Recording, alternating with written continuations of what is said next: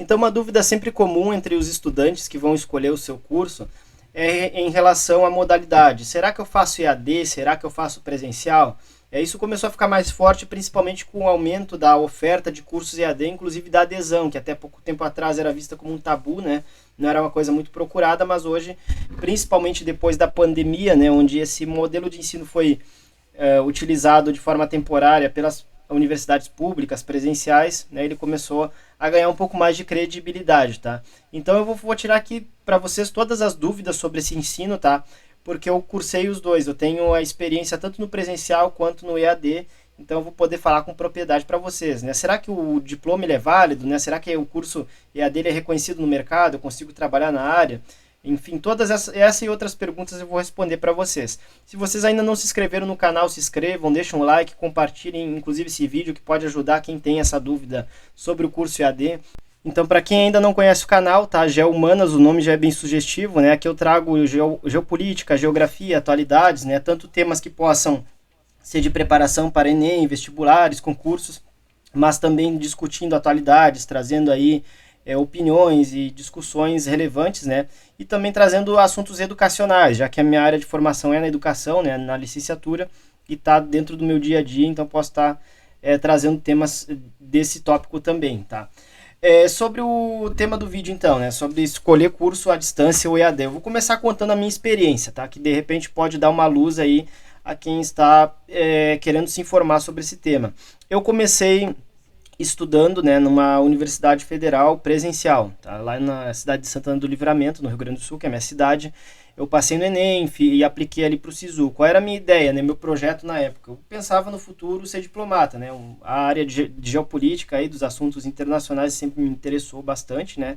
Principalmente aí defender os interesses do Brasil, né? A questão questões sociais, ambientais também, né, presentes. E pensei, isso está muito relacionado aí com a carreira de diplomata, né? Vou fazer o curso de Relações Internacionais, que é um curso que prepara totalmente aí para o concurso, para a própria prova dessa função, né? Mas também para as práticas, né? Para aquilo que é feito no dia a dia aí do diplomata, né? Mas é claro que não precisa ser especificamente esse curso, né? Pode ser qualquer curso superior, mas é que esse em específico direciona mais para isso, né? Só que era um curso bastante concorrido na época, tá? Então eu não consegui me inscrever para aquele, e eu pensei em me inscrever num que fosse um pouco parecido, que a grade tivesse aí conteúdos muito similares, e era o curso de Ciências Econômicas. Então o curso de Ciências Econômicas era eu consegui passar nele, né? Ele era bastante parecido em alguns tópicos ali de relações internacionais. Poderia me direcionar para esse objetivo futuro também, né? De fazer a carreira de diplomata, o concurso de diplomata, e também até atuar na educação, que era uma das áreas que eu já cogitava desde então também, né? Poderia, de repente, sigo a área acadêmica, faço um mestrado e atuo na educação nessa área aí das ciências econômicas. Só que, claro, né? A gente faz os planos, a gente planeja, mas com os revés da vida a gente tem que direcionar eles, né? Muita coisa acaba mudando. Então, naquela época ali, no meio do curso, eu cursei até o sexto semestre, tá? Deixando ali algumas cadeirinhas do quinto, né? Do quarto, enfim. Eu acabei trancando o curso no sexto semestre porque eu tive algumas mudanças de vida, né? Eu decidi me voltar mais para a igreja, para Deus, né, para as questões mais metafísicas e teológicas, né? Então foi uma transformação pessoal, uma conversão pessoal que eu tive naquele momento ali,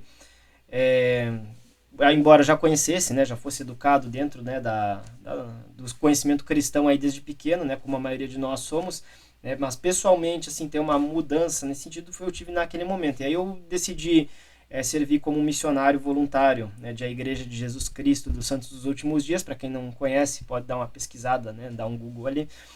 E eu acabei indo morar lá em São Paulo, né? Eu me mudei ali para o interior de São Paulo, onde eu fiquei fazendo esse serviço voluntário, né? Fiz ali por 2 anos, porque esse serviço voluntário é temporário, né? Tratando de todo o serviço social e espiritual que faz um missionário, né? De ajudar as pessoas, de levar a palavra para elas também, né? De ajudar elas a chegar a Jesus, né? Então tem todo esse trabalho, né, espiritual e também social, né? De auxílio às necessidades dessas pessoas, né? Depois que eu fiz esse serviço, né, que eu fazia só isso, eu não estudava, porque a gente se dedicava totalmente a esse serviço, né, integralmente, manhã, tarde, noite, né. Então, depois que eu concluí ele, eu voltei para minha cidade natal, em Santana do Livramento. Eu tinha ideia de concluir o curso presencial, né, minha ideia era essa. Então, vou fazer um reingresso aí na universidade, reaproveitar minhas cadeiras, né? Falta tão pouquinho para terminar, vamos terminar, né? O curso era de 8 semestres na época, então faltava praticamente 2 semestres e algumas cadeiras remanescentes de outras semestres também, né?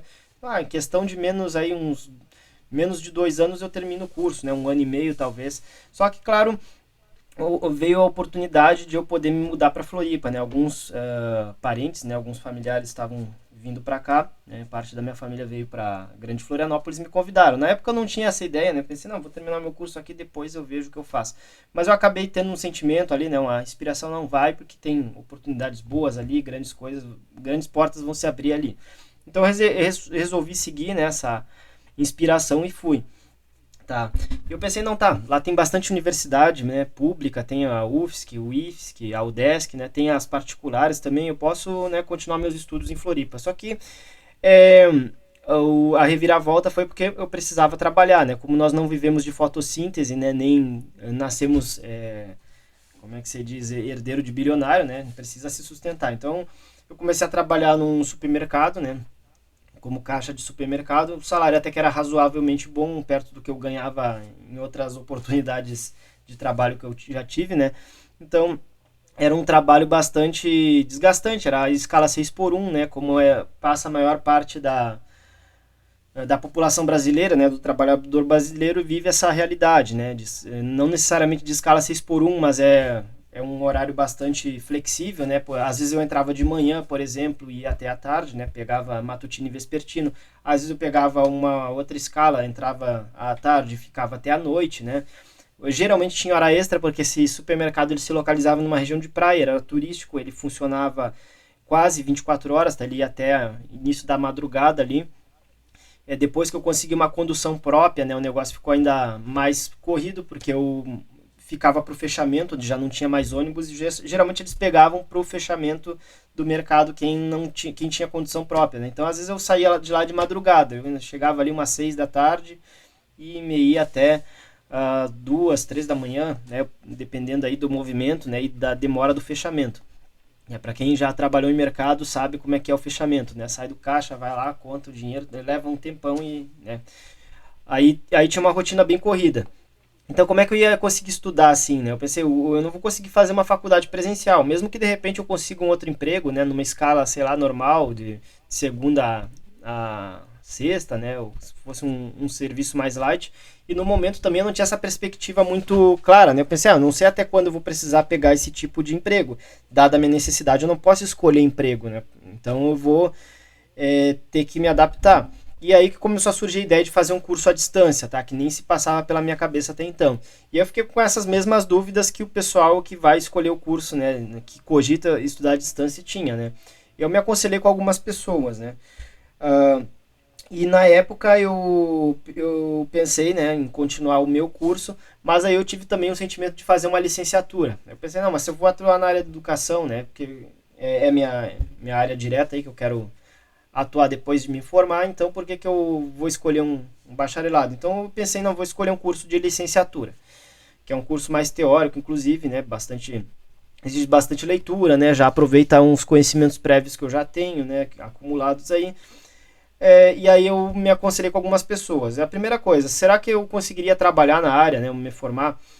O que me aconselharam foi o seguinte, ó, a primeira coisa, ver se a universidade ela é credenciada pelo MEC, tá? Então esse é o conselho que eu dou para vocês, ver se a instituição ela tem registro legal, tá? Se o curso também ele é reconhecido pelo MEC, porque você pode de repente estudar numa faculdade que ela até tem uma avaliação no MEC, ela é registrada, mas o curso específico que você está cursando ele não é validado pelo MEC. Então ele vai emitir um diploma que não vai ser válido. Então de repente você presta um concurso ou vai tentar um registro no conselho de classe e enfim, todo o procedimento burocrático para exercer a profissão você não vai conseguir porque o diploma não é reconhecido. Então é a mesma coisa que você ter um ensino médio ou um curso técnico profissionalizante que não dá o aval para trabalhar em certas áreas. Por exemplo, engenharias, elas precisam do registro no CREA, né? O direito precisa se registrar na OAB para atuar. O professor mesmo, para se apresentar ali, passa um concurso seletivo, tem que apresentar o diploma, senão não assume a vaga. Então, se o diploma ele não é reconhecido pelo MEC, você não consegue chegar nesse ponto, né? Então tá, eu escolhi uma universidade que cumprir esses pré-requisitos, né? E aí minha outra dúvida era, será que eu vou conseguir aprender, né? Aprender de qualidade? Então você tem que ver também primeiro o que a universidade oferece, tá? Qual é a forma que ela ensina, qual é a forma de avaliação.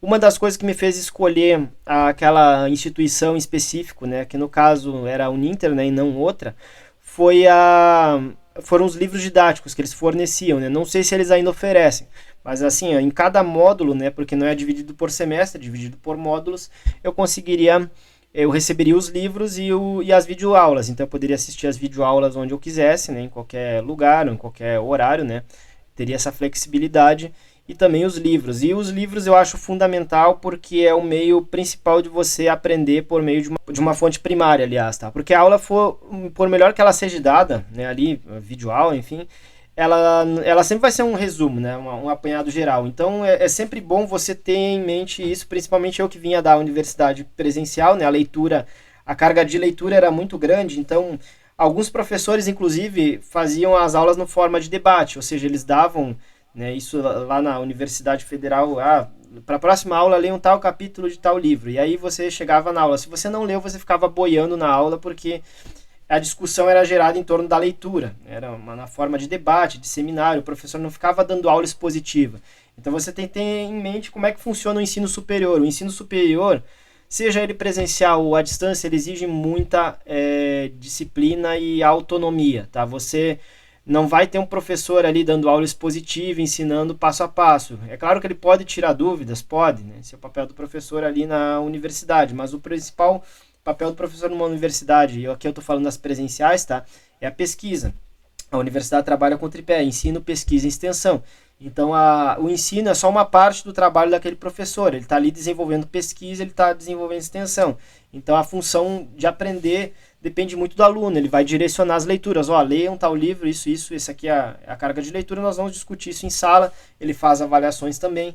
Então, no ensino EAD não é muito diferente também. No ensino EAD, eu já tinha isso em mente. Bom, se eles fornecem um livro didático, já é um ponto que eu considero essencial, porque é por meio desse livro que eu vou ter a minha fonte primária aí de estudo, né?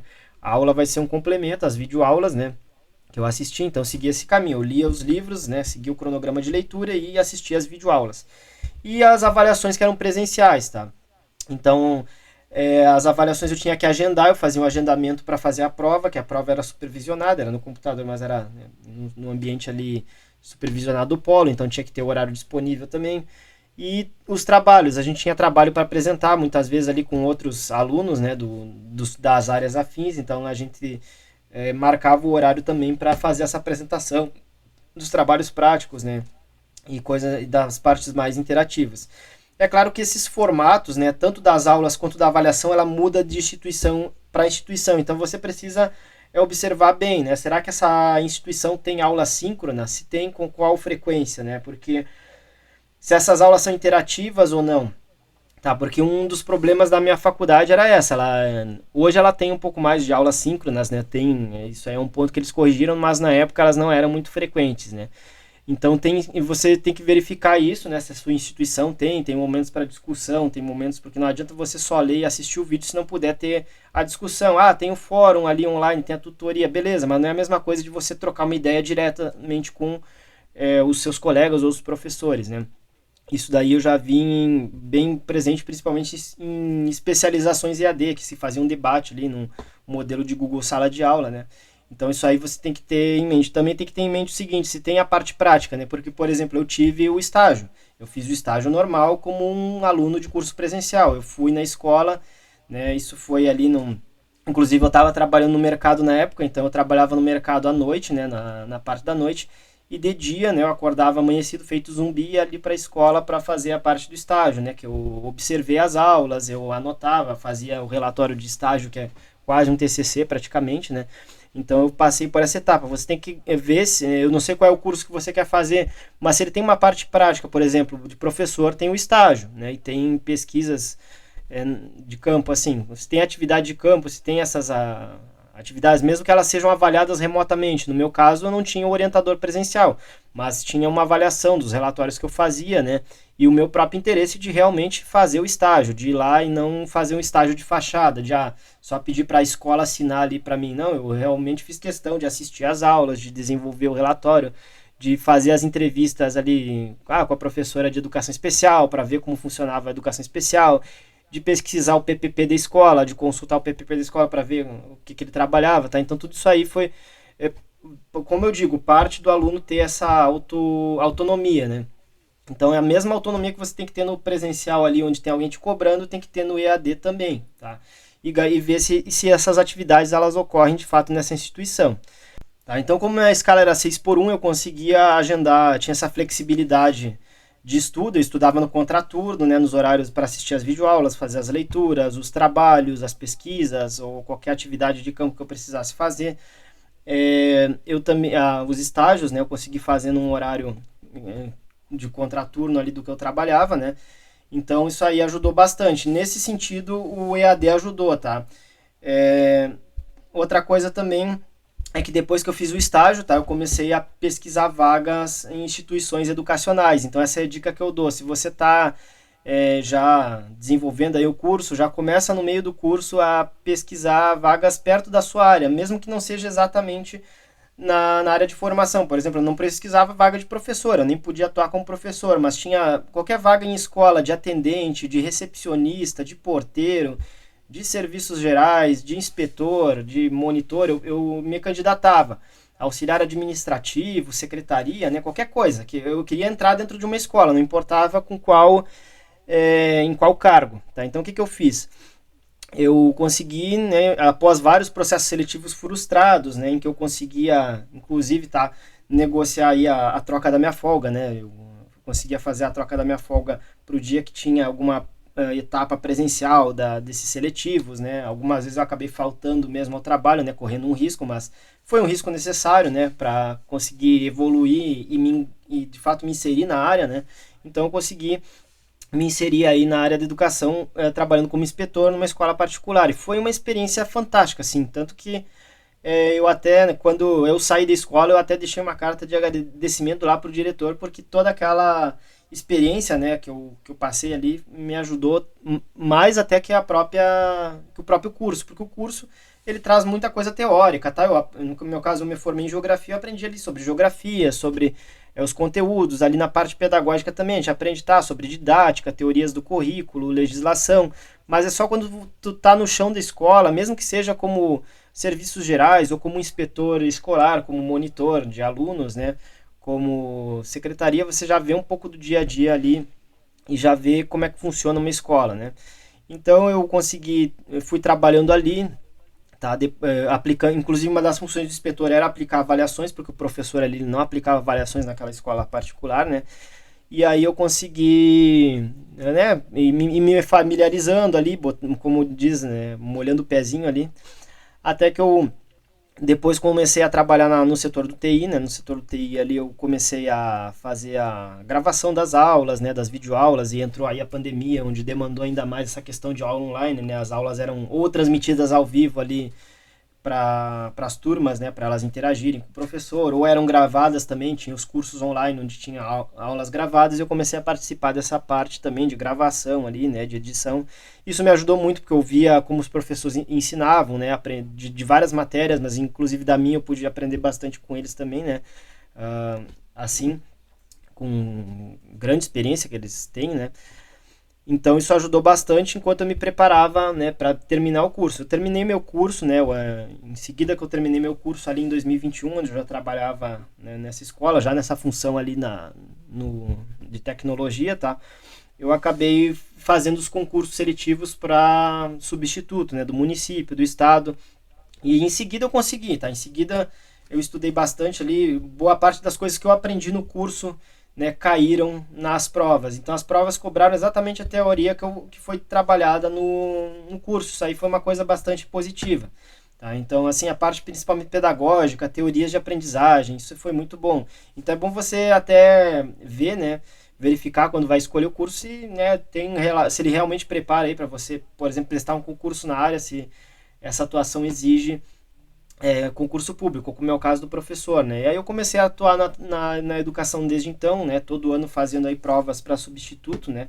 Eu fiz agora uma pouco para efetivo, né? Nossa ideia é efetivar, porque o efetivo ele não precisa ficar nesse processo anual de provas, né? Mas enquanto nós somos substitutos, né? Tem que estar todo ano fazendo prova para ingressar de novo, né? Para continuar no serviço público. Outra dúvida comum que vocês podem ter também é sobre a possibilidade de fazer especialização, mestrado, doutorado, né? A gente sabe que até existem especializações dentro do EAD mesmo, né? Das instituições particulares, mas quando a gente quer fazer mestrado, não existe mestrado EAD no Brasil, tá? Pode até existir em outros países, mas aqui no Brasil não, e muito menos doutorado, né? Que qualifica aí para pesquisa, né, para desenvolvimento de pesquisas, por desenvolvimento acadêmico, né, com mestrado, doutorado, você, além de fazer pesquisas, né, você pode trabalhar dando aulas, né, na própria academia. Então, se você quer seguir esse caminho, também o EAD é possível, usando o mesmo critério, sendo um curso validado pelo MEC, né, tendo o mesmo critério para você poder exercer a profissão é para fazer um mestrado. Você consegue, é só estudar bem, né, e passar. No caso, eu hoje mesmo faço uma especialização presencial no IFSC, que é um Instituto Federal de Santa Catarina, né? Uma instituição federal bem, inclusive concorrida, tá? Eu consegui passar ali, era por sorteio a seleção, tá? Mas tem uns que não são por sorteio, tem uns que a seleção é feita às vezes por alguma prova, né? Mas é aquela coisa, como eu sempre digo, é autodidata, você vai lá, se esforça, estuda, né? Procura ali as fontes, o conteúdo programático do edital, né? E taca a ficha. Tá? Então, mas é possível sim. Inclusive eu pretendo fazer um mestrado, né, futuramente. Até a minha ideia com essa especialização é preparar para um mestrado, porque ali na especialização a gente já desenvolve bastante essa parte acadêmica da escrita, da metodologia de pesquisa, de uma forma que é muito menos trabalhada na graduação. A graduação, mesmo presencial, ela também já trabalha de uma forma um pouco mais superficial, né, dependendo da instituição. Então mas você pode, né? Você pode fazer mestrado sim, mesmo numa federal da vida, tá? Então, essa foi a experiência que eu tive com o EAD. E o que eu posso tirar da conclusão, né, do EAD? Assim, que o EAD, se você pode escolher entre o EAD e o presencial, escolha o presencial, tá? Eu falo assim, se você tem essa opção, olha, eu posso fazer um presencial, eu consigo conciliar, eu consigo dar conta, ou eu não preciso trabalhar, eu consigo me dedicar, faça, porque você vai ter uma troca muito maior de conhecimentos. No EAD, tá, tem esse déficit, tá? Então, como tudo tem os prós e os contras. Os prós entre o EAD e o presencial é isso, é que embora o EAD ele tenha essa vantagem da flexibilidade, né, você pode trabalhar e consegue terminar o curso, né, sem sem uma dificuldade tão maior quanto o presencial. Essa é uma vantagem, tá? Forma assíncrona, flexível, né? Por outro lado, o presencial tem a vantagem do debate. Você tem um aprofundamento muito maior naquilo que é estudado. Você debate aquilo, você troca informações. Aqui a aula não é só na forma de estudo de livros ou videoaulas, você consegue ter projetos, ter pesquisas, ter, né, várias outras formas alternativas de aprendizagem e de avaliação, tá? Então, se você puder, escolha o presencial. Mas se você é como eu, um trabalhador assalariado, membro do proletariado brasileiro, né? Como diria Marx, trabalhadores do mundo inteiro, univos, né? Então, se você está nessa classe social e não tem outra forma de estudar somente com EAD, então, beleza, só tem em conta o seguinte, tá? Você pode escolher uma instituição que seja reconhecida pelo MEC, é o primeiro ponto. O segundo ponto procura compensar esse déficit que tem no presencial estudando por fora. Você vai ter que estudar muito mais do que um presencial e ter muito mais autonomia.